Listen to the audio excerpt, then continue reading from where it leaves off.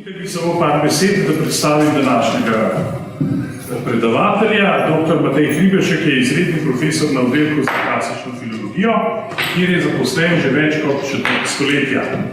Ukvarja se z zgodovino klasične filologije in zgodovino didaktike klasičnih jezikov, o čemer je napisal več knjig. Nazadnje je šla monografija Slovenski doktori klasične filologije na Dunajski univerzi, ki jo toplo priporočam v branje. Kot so se pogovarjala, je ta knjiga nekako nastala z inspiracijo našega prijatelja, Lojzeca Cindriča, od katerega se bomo jutri poslovili na Žalah. Matej je raziskoval seveda tudi klasične filologe v Grazu in na Univerzi Karla in Franca v Grazu je bil tudi sam gostujoči profesor. Drugače je seveda tudi uveljavljen prevajalec, dobil je Jermanovo nagrado, prevedel pa je med drugim Aristotlovo poetiko in Aristotlovo retoriko. Ukvarja se tudi z leksikografijo, kot veste je uredil Vistanarjev latinsko-slovenski slovar in povsem prenovil, skratka praktično skoraj napisal na novo Doklerjev grško-slovenski slovar. Beseda je tvoja. Hvala lepa. Lepo pozdravljeni na današnjem predavanju ene iz serije v sklopu obeležitve leta jezikov. Današnje predavanje je namenjeno enemu od poglavij zgodovine jezikoslovja v antiki, sicer etimologiji v antiki. Gre sicer za tematiko, ki je kot prvo, kljub morebitnemu prepričanju precej obsežna, morebitnemu nasprotnemu prepričanju precej obsežna, kot drugo precej zahtevna zaradi fragmentarnosti virov, kot tretje pa je raziskovanje etimološke etimologije in njenih dosežkov v antiki oteženo, kot prvo zato, ker je večina del starejših piscev o tem izgubljena in smo na vedenje o tej tematiki vezani zgolj na fragmente. Kot drugo zato, ker so podatki o etimologijah in primeri zelo razpršeni po različni literaturi. In tretje, zato, ker prvo obsežnejša dela, ki jih lahko označimo kot izrecno etimološka, dobimo šele v poznem in zgodnjem srednjem veku. Ko sem razmišljal, kako začeti predstavitev take tematike, se mi je zdelo, da morda res ni napak, da se predavanje o etimologiji začne z etimologijo. Izraz etimologija je izpeljanka iz grškega predelnika etymos, ki pomeni resničen ali pravi, in je sopomenka predelnika eteros v enakem pomenu, in oba predelnika sta izrazito homerska. Etimologija besede sicer ni zanesljivo potrjena. Možna, čeprav ne zanesljivo potrjena razlaga, jo izpeljuje iz indoevropskega korena set, ki naj bi pomenil trden, stalen, stabilen, pa tudi pravi. In iz tega istega korena izhajajo potem tudi nekateri primeri, ki jih imamo tukaj na drsnici.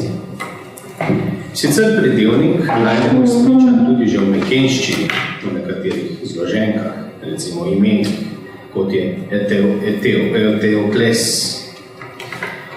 Pozneje se uporablja v grščini v različnih zloženkah, v katerih poudarja pomen pravi. Recimo Eteokretes, kar bi pomenilo pravi krečani, krečani v pravem pomenu besede, ali prakrečani.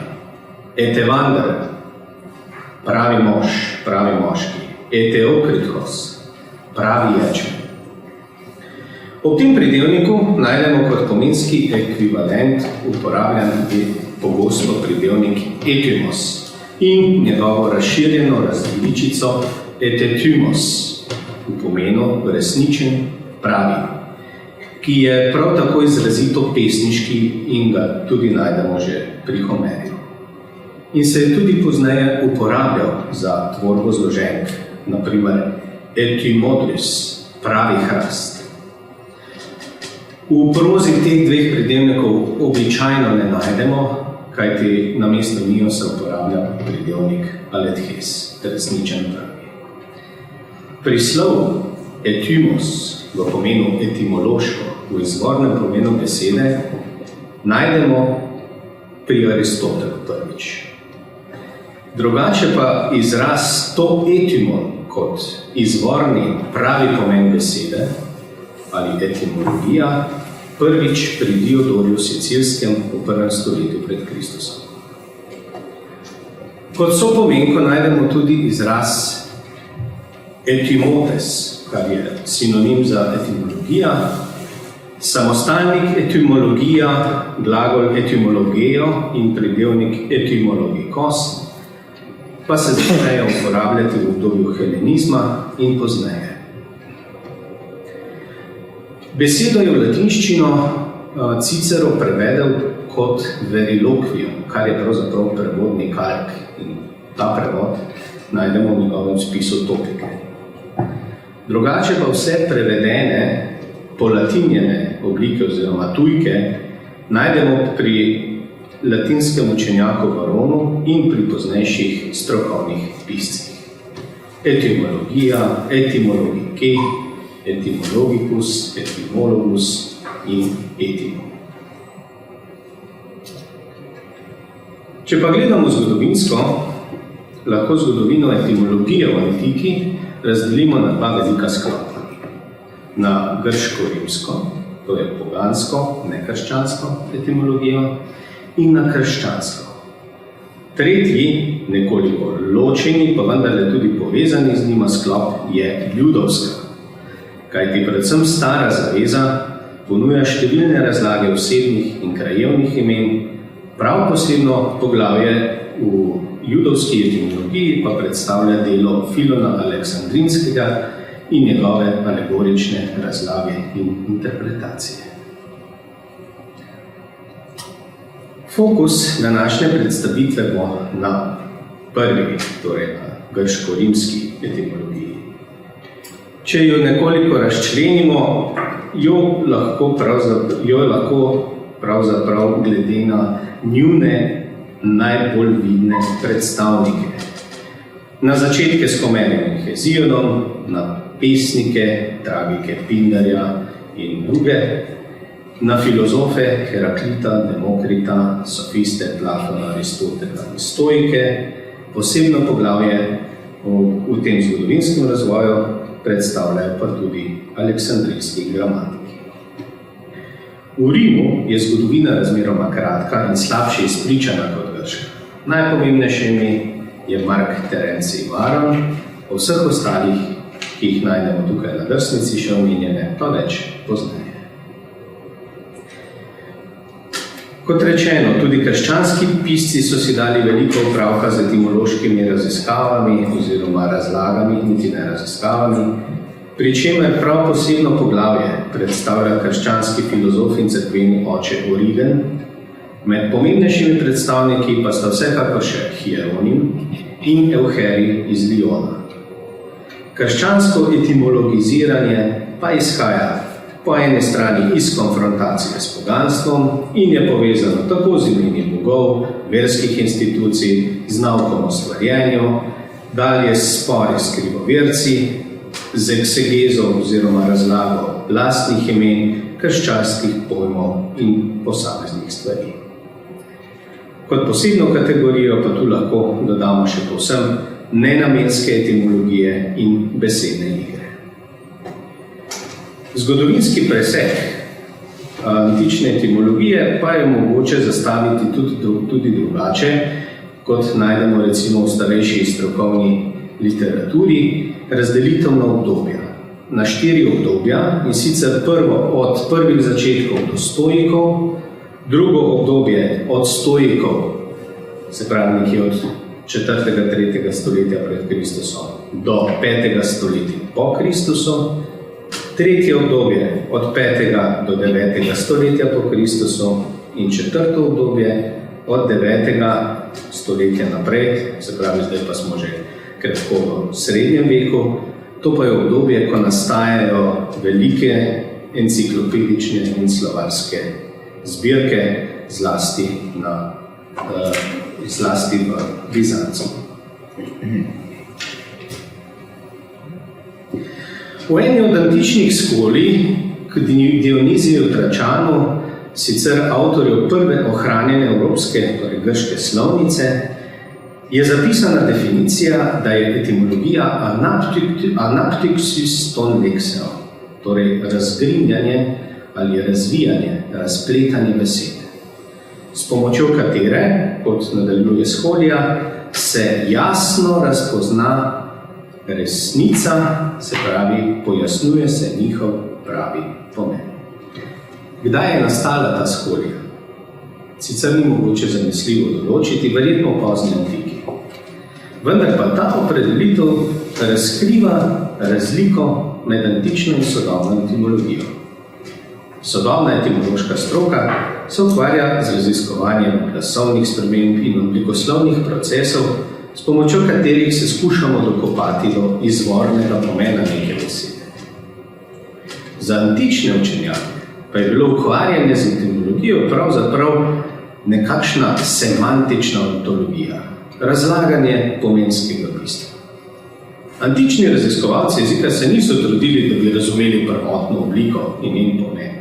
Ne raziskujejo razvojnega procesa, ki se kaže v fonoloških, morfoloških in pomenskih spremembah, ampak jih zanima dvoje. Kot prvo, najti skušajo vzrok, zakaj je neka oseba ali stvar dobila svoje specifično poimenovanje, in kot drugo, ugotoviti skušajo, ali je to poimenovanje resnično oziroma ustrezno.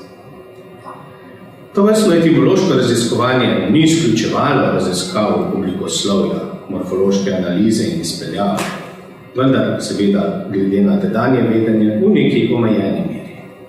A kot rečeno, namen raziskovanja ni bil poiskati izvorni pomen, ampak ga zgolj potrditi. In ta namen antičnega etimologiziranja je viden tudi v ohranjenih primerih. Primeri v literaturi, v literarni tradiciji na osnovni ravni analizirajo besede, še zlasti imena, ki so za pisce neka oblika skritega, lahko bi rekli celo šifriranega vedenja o svetu, ki ga pisci posredujejo drugim. Filozofi se z etimologijami ukvarjajo pri širšem raziskovanju jezika, saj jih zanima, ali je jezik, ali so besede nekaj, kar se oblikuje po naravi, ali so nekaj, kar je dogovorjeno, kar je stvar konvencije. Slovničarji pa, za katere je etimologija, kot bomo videli, eden od sestavnih delov slovnice, pa svoje etimološko delo udejanjajo z razlaganjem malo znanih in neznanih besed.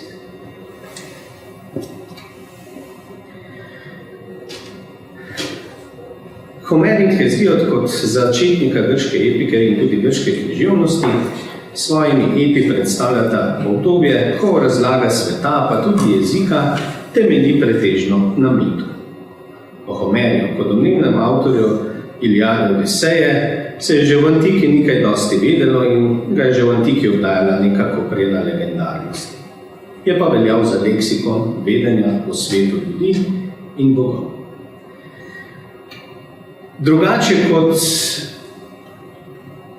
homerski svet, ki je svet aristokracije, junakov in bogov, je Hesiodov svet, ki je sicer Homerjev mlajši sodobnik, po rodu iz Bojotije, čisto drugačen. Je svet majhnega človeka in tudi njegova epa, Dela in dnevi ter rodovnik bogov, sta pravzaprav neke vrste koledar s praktičnimi navodili in predstavitev rodovnika grškega bogovskega kosmosa. Pri obeh pa najdemo tudi nekaj razlag imen bogov in junakov.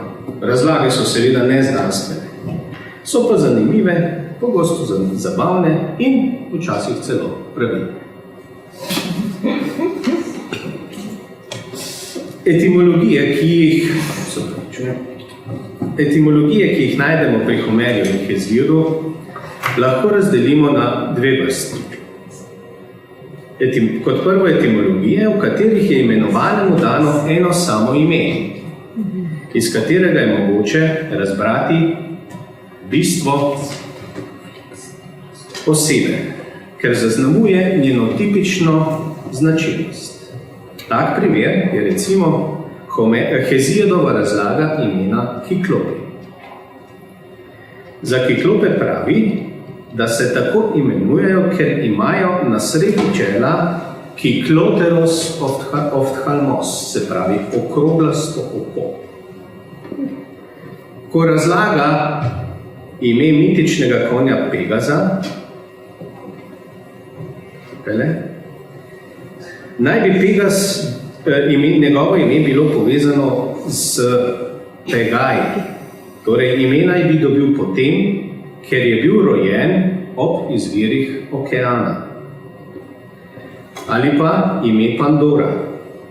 Pandora je torej tista, ki so jo bogovi obdarovali, ki so jo vsi bogovi z nečim obdarovali. Zato Pandore, torej iz pas vas vsak in doron daril. Vse obdarjenka torej. Kot drugo pa najdemo tukaj tudi etimologije, pri katerih je bistvo imenovanega mogoče razbrati iz več različnih izrazov, ki se nam nanašajo in še vedno odražajo bistvo ali temeljno lastnost osebe. V bistvu bi lahko rekli, da gre v teh primerih za nekakšne asociacije. In tak najbolj tipičen primer tega je razlaga imena Odisej.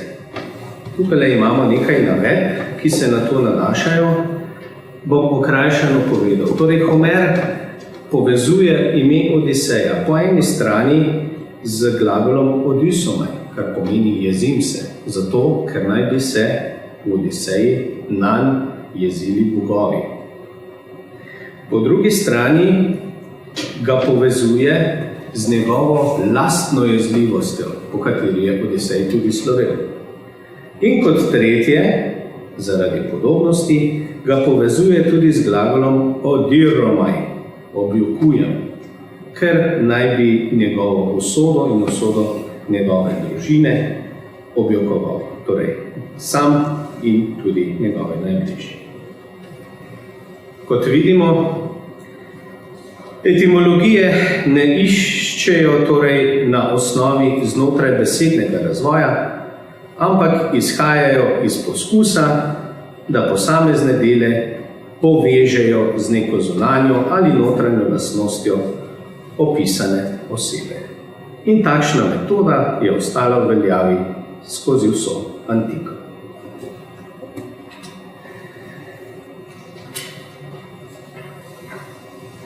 Gre torej recimo v tem primeru pri Homerju in pri Hezijodu, gre za tako imenovane torej eponimne etimologije.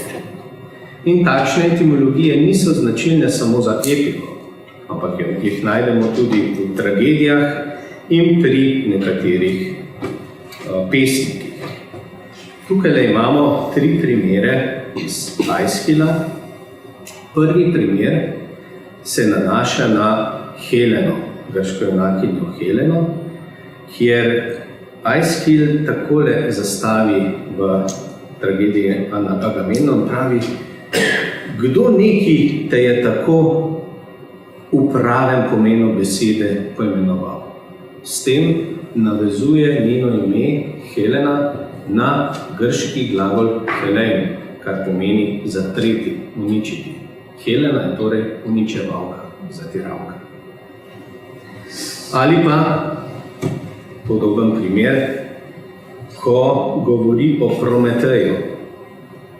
Ime Prometej pravzaprav je sestavljenka iz pro, prej, naprej in manthano. Se pravi, Prometej je predvedec, tisti, ki misli vnaprej.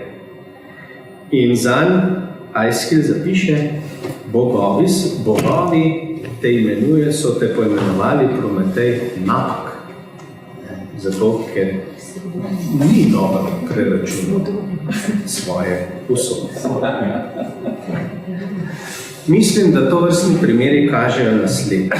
Ko je Aeschyl nekaj takega zapisal tragedijo, je to zapisal v bistvu v dveh predpostavkah. Prvo, da je bilo tako etimološko dejstvo znano, da ga je poznal sam, se pravi, da je bilo vedenje o tem prisotno, in kot drugo, da je to zato vedelo tudi občinstvo, da je to poznalo tudi občinstvo. No in nekaj podobnih etimoloških poigravanj najdemo potem tudi pri Pindarju, pesnikih in pri drugih pesnikih, recimo Kalimohu. Kaj pa filozofi? Pri njih najdemo, torej pri zgodnejših filozofih najdemo nekaj, bom rekel, bolj odmevov ali naključnih etimoloških razlag. Tak primer je recimo Heraklit. V njegovi filozofiji sicer najdemo le nekaj fragmentov, v katerih lahko prepoznamo določene segmente, ki vključujejo njegovo misel o jeziku. In Heraklit med drugim pravi, da so poimenovanja za stvari zavajajoča. In kot primer navede tale stavek. Bios. To un toxo onoma bios ergon det thanatos. Pravi, življenje. Lok se imenuje življenje, njegovo delo pa je smrt. V bistvu gre tukaj za dve enakozvočnici, besedi, ki sta enakozvočnici, bios, ki dejansko pomeni lahko lok ali življenje. V bistvu gre z sodobnega stališča, bi rekli, da gre za besedno igro, ki je, čemu danes rečemo, pravzaprav koincidenca nasproti. Tudi Demokrit se je ukvarjal v svojem filozofskem nauku z jezikom in je svoja razmišljanja vključil v svoj nauk o spoznavni teoriji. Njegova ideja je bila, da ljudje uporabljamo poimenovanja za stvari na osnovi rabe in na osnovi našega medsebojnega dogovora. Se pravi, nastanek jezika je pripisoval praktičnim potrebam in interesom ljudi. A zanj jezik ni bil posebno področje, s katerim bi se intenzivno ukvarjal. Čeprav pri poznejših virih najdemo namige, da naj bi se, tako recimo pri grškem filozofu Trazilo iz Mendesa, bil slovničar iz druge polovice 1. stoletja pred Kristusom, drugače je bil pa izdajatelj vseh Platonovih in Demokritovih del, ki je tudi popisal vsa Demokritova dela. Pri Trazilu najdemo navedbo, da se je Demokrit ukvarjal tudi s pravorečjem, z onomastiko in z remata, kar bi lahko poslovenili kot izrazje ali konkretneje glagoli. Kaj več ne vemo, kajti iz nobenega od teh del nam fragmenti niso ohranjeni.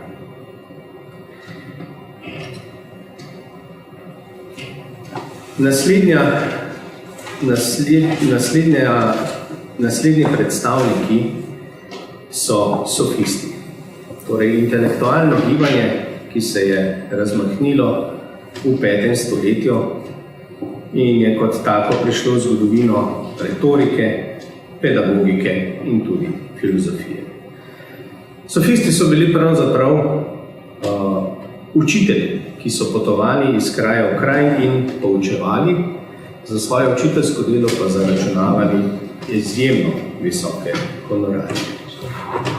Njihova značilnost je bila tudi ta, da svojega nauka niso ohranjali v ozkih zaprtih krogih, ampak so začeli znanje popularizirati in ga približevati širšemu krogu ljudi.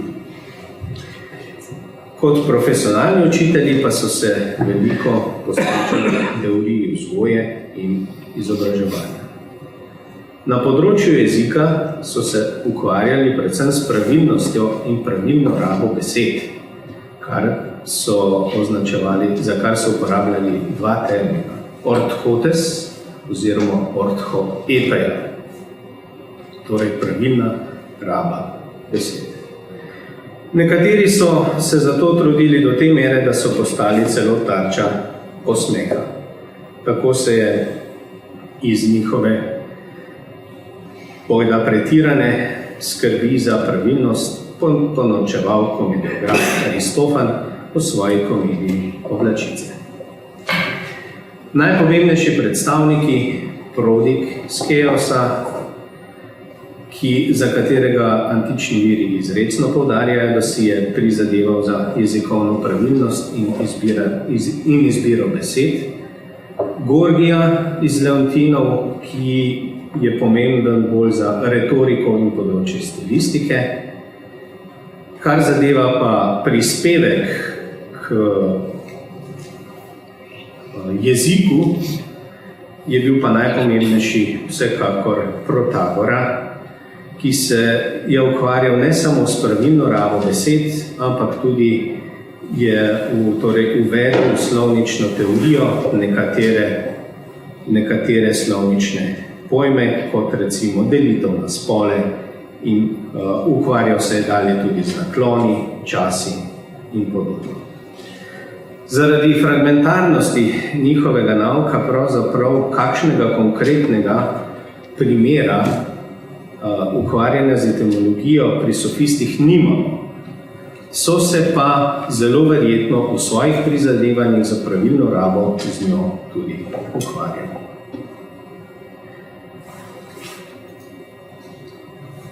Platonov osrednji dialog, v katerem se ukvarja z jezikom, je kratil. S polnim naslovom Kratil ali o pravilnosti imen oziroma poimenovanj. Gre za dialog, katerega dramatično okolje je postavljeno v Atene, enkrat v obdobju med 431 in 421. Glavna protagonista, Kratil in Hermogen, pa nista izmišljeni besedi, ampak zgodovinski osebnosti. Hermogen, sicer Sokratov prijatelj, zagovarja stališče, da so imena oziroma poimenovanja rezultat dogovora med ljudmi. Kratil pa, da imena stvarem ustrezajo po naravi. Vsebino se ne bom spuščal. Z jezikovnega vidika je še posebej zanimiv tretji del tega dialoga, v katerem se Platon posveti tudi etimologija. Sokrat tam pravi, da narave besed ne bomo verjetno nikoli zanesljivo in v celoti odkrili, da pa je vendarle veliko besed, ki izpričujejo pravo naravo stvari. In med slednje sodijo recimo osebna imena, imena bogov, božanstev, imena za prvine, za naravne pojave, miselne procese in podobno. In kot primere potem navaja tudi določene etimologije. Tak primer je etimologija imena Zeus. Za boga Zeusa pravi, da lahko njegovo ime sklanjamo na dva načina. Zeus, Dios, Dia, Ze, in Zeus, Zenos, Zeni, Zena. In sicer Sokrat pravi, oziroma njegovo ime utemeljuje z mislijo, da je zaradi Zeusa, da je Zeus tako poimenovan, ker je zaradi njega mogoče živeti. Zen. Torej, živeti. In pravi, da zato njegovo ime popolnoma ustreza njegovemu bogovskemu bistvu. Drugi tak primer, beseda Bog. Ali grško theos. Tudi ta beseda je po njegovem mnenju ustrezno poimenovanje za Boga. In to utemelji takole. Ljudje so na začetku častili naravne pojave, predvsem nebesna telesa, ki se premikajo po nebu oziroma po nebu tečejo. teči se po grščini reče tche. Pravi, zato se bogovom še danes reče tekavci. In primer besede heroj, heros, pravi, da je to poimenovanje zanje pravilno, ker gre za junake, ki so se rodili iz ljubezni oziroma ljubezenskih zvez, pa eros, med bogovi in ljudmi. In ko da to ne bi bilo dovolj, pravi, da so bili heroji tudi dobri govorci. S tem pa besedo heros poveže tudi z besedo eiro, pa rečem pravi.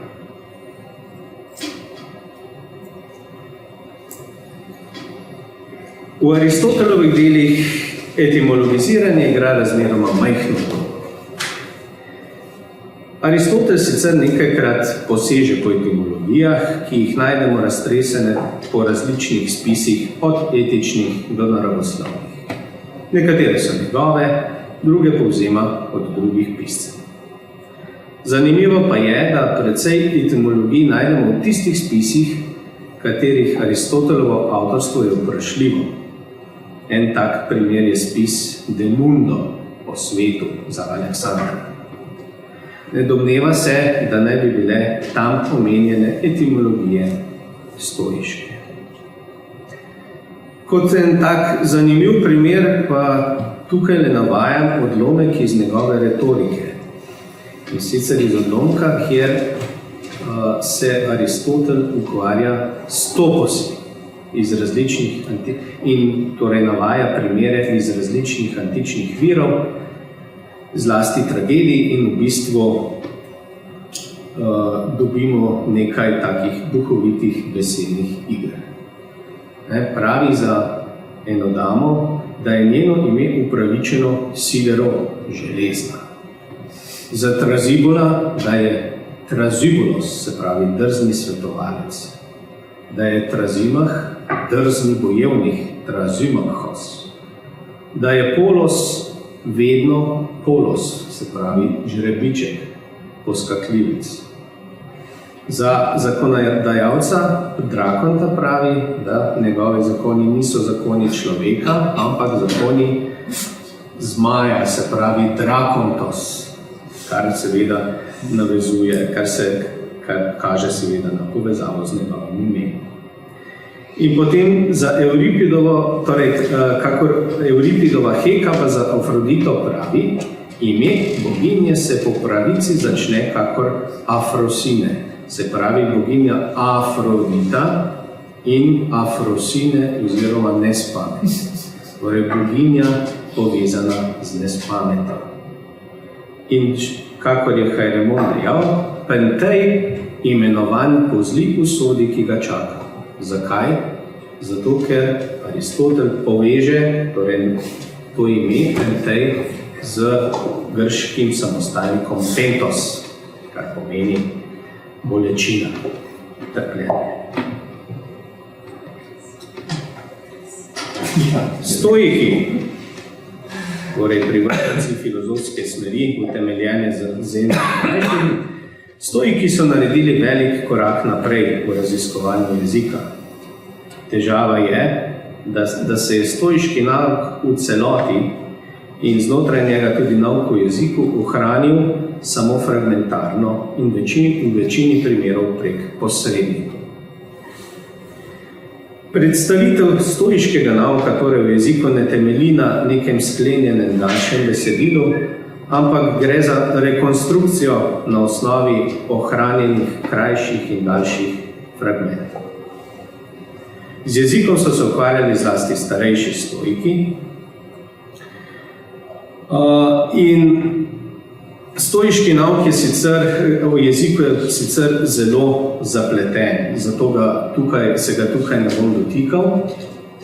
Kar zadeva pa etimologijo, naj pa povem, da sta se pravzaprav z njimi v strokovnem izrazu dejansko uveljavila ta dva izraza, etimologija in etimologija. Kot navajajo poznejši viri, je menda prvo razpravo o etimologijah napisal stoiški filozof Hrizid. periton etymologikon pros Dioklea. Origen pa je v svojem spisu proti Kelzu zapisal, da so stoiki etimologijo razvijali zato, da bi na ta način vzpostavljali naravno skladnost med besedami in stvarmi in tako odpravljali jezikovne anomalije in nepovezanosti. Prav tako vemo iz virov, da sta se z alegoričnimi etimološkimi raziskavami imen ukvarjala tudi Kleant in torej že omenjeni Hrizip. Iz poznejših virov pa izvemo tudi, da so stoiki etimologije izpeljevali na osnovi različnih principov. In sicer kad homoioteta, se pravi na osnovi podobnosti. Primeri so latinski zato, ker najdemo te primere šele pri poznejših avtorjih, recimo pri Avguštinu in poznejših antičnih piscih.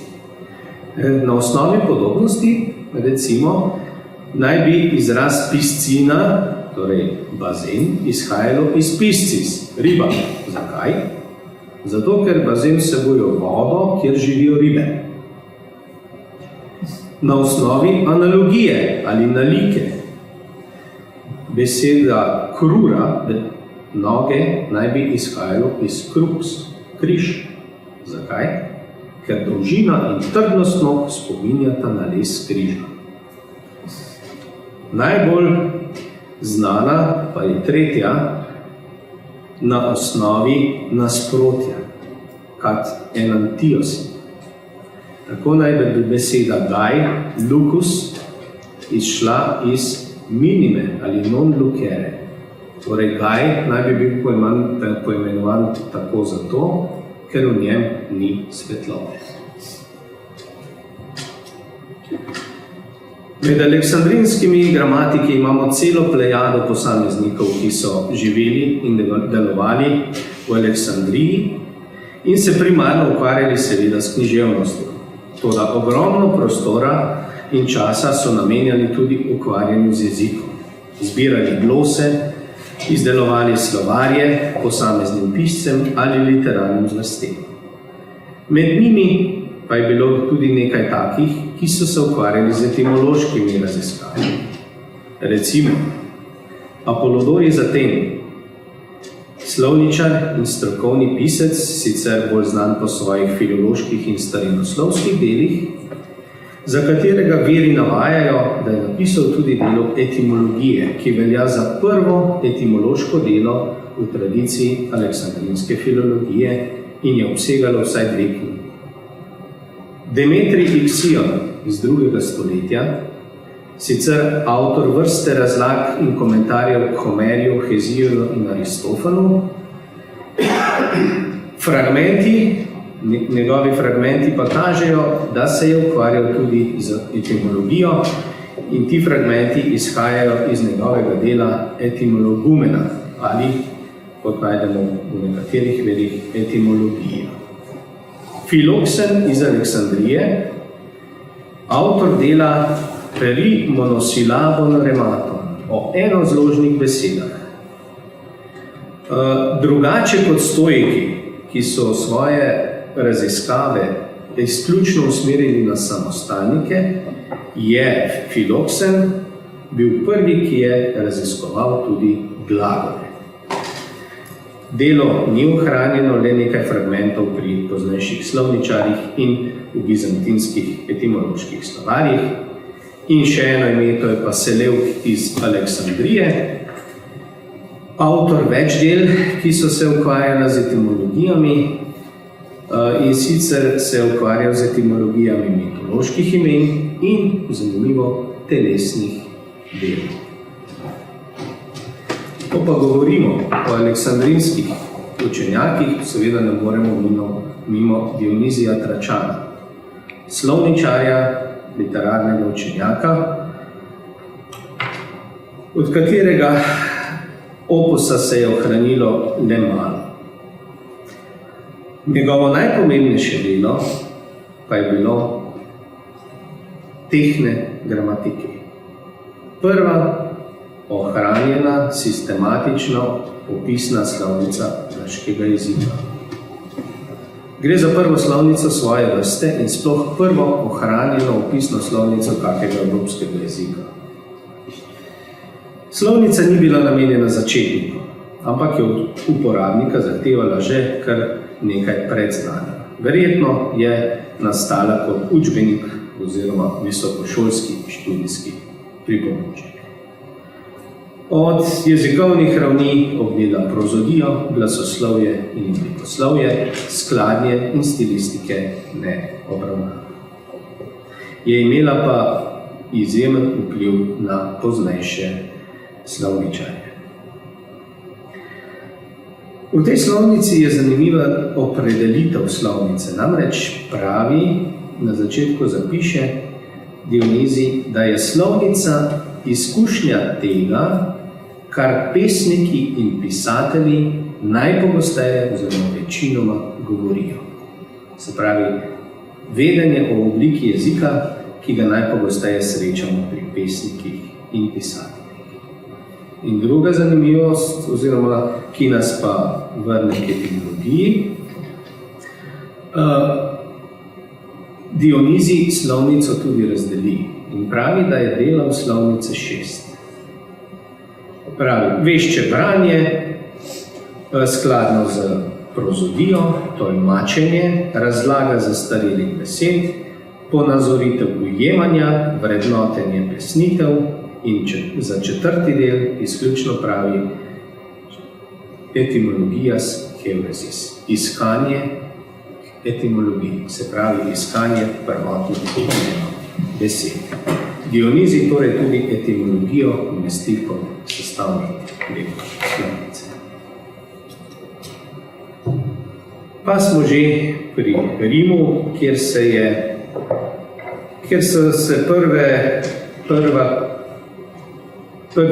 najdemo prve dosežke na področju etimologije v 2. stoletju pred Kristusom pod močnim vplivom stoicizma.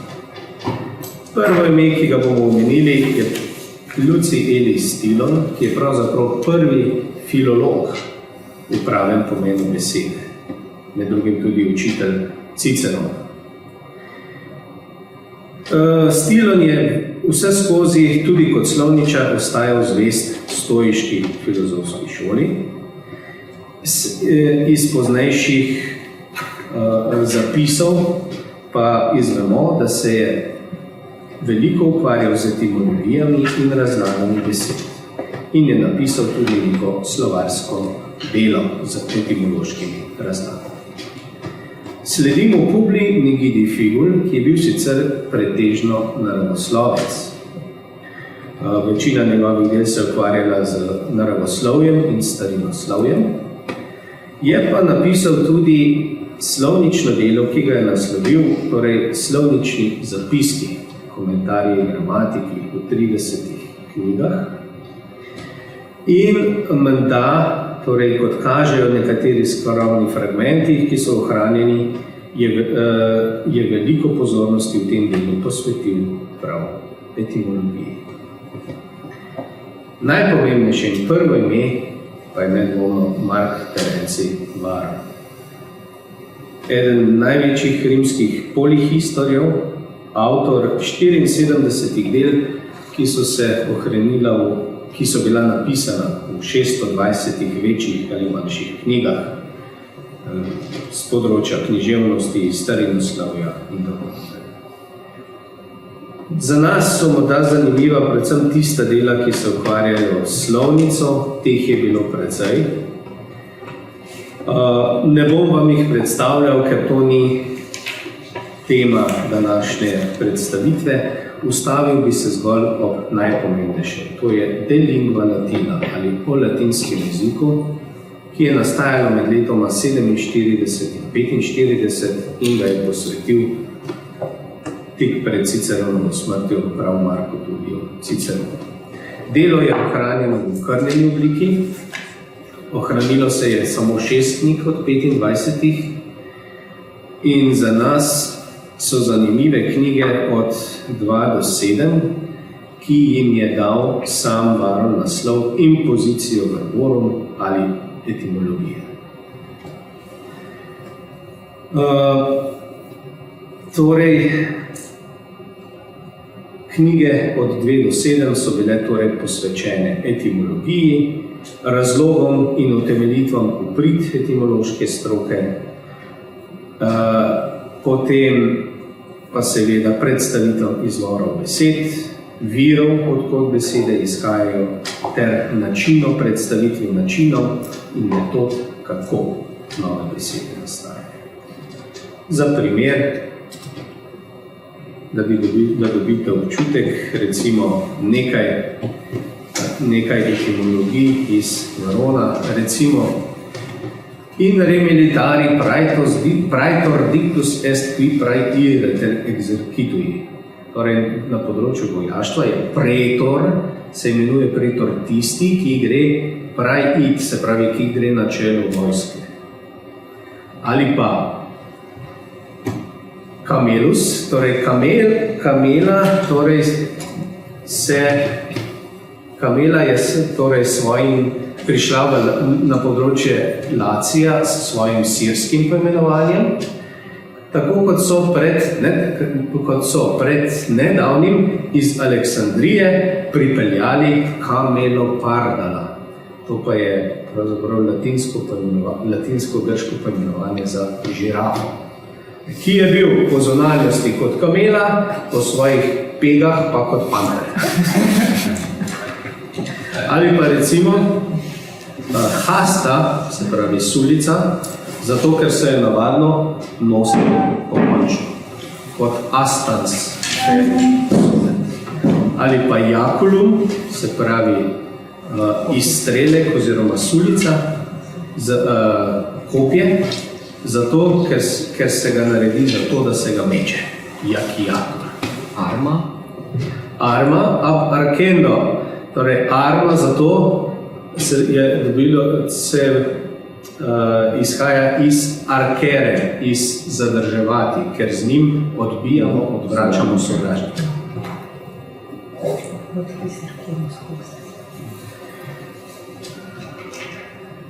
Med latinskimi bomo rekli učenjaki, ki so se tudi še posvečali etimologiji, bi omenil še Servija, ki ga najbolj poznamo po integralnem komentarju k pesniku Vergiliju. V tem komentarju je pravzaprav združeno celotno antično vedenje o Vergiliju in komentar je tako dober, da pravzaprav ni sodobnega komentarja k Vergiliju, ki se ne bi opiral na Servijo. Omenjam ga pa zato, ker je v svoj komentar pogosto vključeval tudi slovnične razlage in etimologije. Priscijan, o njem je sicer, o njegovi biografiji je znanega malo, ampak Priscijan je pravzaprav prvo ime antičnega slovničarstva. Najbolj je znan po svoji slovnici oziroma instituciones grammatice, ki je pravzaprav sistematično obdelala latinska slovnica v 18 knjigah. 16 knjig posveti glasovom, besedotvorju in oblikoslovju, 2 knjigi pa sintaksi oziroma skladnji. Kakšen vpliv je imelo to delo, nam pove tudi dejstvo, da je ohranjenih več kot 1000 rokopisov te slovnice. Se pravi, če tako presojamo, je bilo delo bestseller pozne antike in srednjega veka in pravzaprav najobsežnejše antično delo o latinskem jeziku. Tudi Priscijan, čeprav se sicer večinoma posveča slovnici kot taki, najdemo pri njem tudi nekaj etimologij, ki so, lahko rečemo, pogosto precej nenavadne ali drzne. Recimo, kaileps, torej samski, kaj listium vitam lucens, tak, ki vodi življenje, ki živi življenje meščanca. Arbor, drevo, is robur, moč, trdnost. Verbum, beseda, to pomeni zračni udarec z bičem, se pravi udar zraka, kot bi udaril z bičem. Tako, in še zadnje ime, ki ga moramo tukaj meniti, je pa Izidor Sevilski. Z njim se pa znajdemo torej že v zgodnjem srednjem veku. Omenjamo ga pa seveda zaradi njegovega dela etimologije. Etimologija je sile Origines, ki je bilo enciklopedično delo in eno najpopularnejših in tudi najvplivnejših del celotnega srednjega veka. Izidor je bil pravzaprav prvi krščanski pisec, ki si je zadal nalogo, da za krščansko srednjo naredi povzetek antične poganske vednosti. In tako je nastala ta enciklopedija, ki je pravzaprav prva znana enciklopedija srednjega veka, obsega 20 knjig. In 10. knjiga nosi naslov De Vocabulis, v njej se pa ukvarja z etimologijo. Primer, auctor ab augendo. Auctor, torej avtor, iz augere, povečevati, razširjati. Aequivalus appellator utraque mano gladiantene, se pravi, enakoročnik se imenuje tisti, ki z obema rokama drži meč. Beatus, torej blaženi, se imenuje tisti, ki je nekako bene auctus, dobro, povišan, povečan. In sicer zato, ker ima, kar želi, in ker ne trpi ni utrpeva ničesar takega, česar ne bi hotel. Tako, no. In še nekaj podobnih. Potem, s tem pridemo pravzaprav do konca antike in potem sledi še nekaj, potem sledi pa tista zadnja doba, s katero vstopimo mi že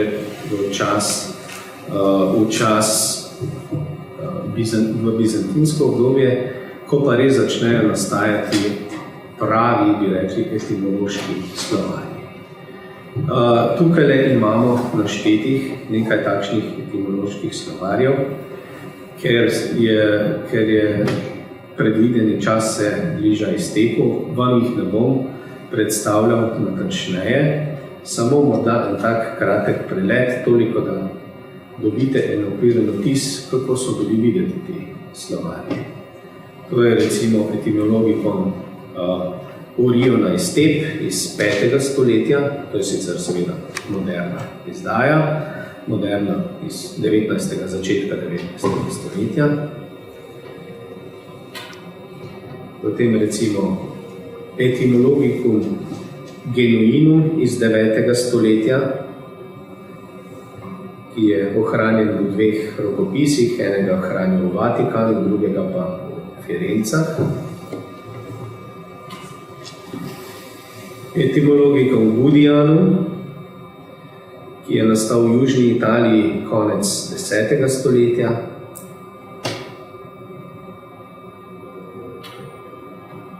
Pseudo-Zonaras. Zonaras sicer, torej Janeza Zonarasa poznamo sicer kot zgodovinarja in pravnika iz obdobja tam konca 11. začetka 12. stoletja, ki mu pa pripisujejo tudi etimološki slovar, ki pa dokazano ni njegov. Tukaj na sredi imamo en izsek iz izdaje iz konca 18. stoletja. Na vsaki strani je pa rokopis, eden od rokopisov tega slovarja, ki prihaja pa iz rokopisne zbirke Univerze v Cambridgeu.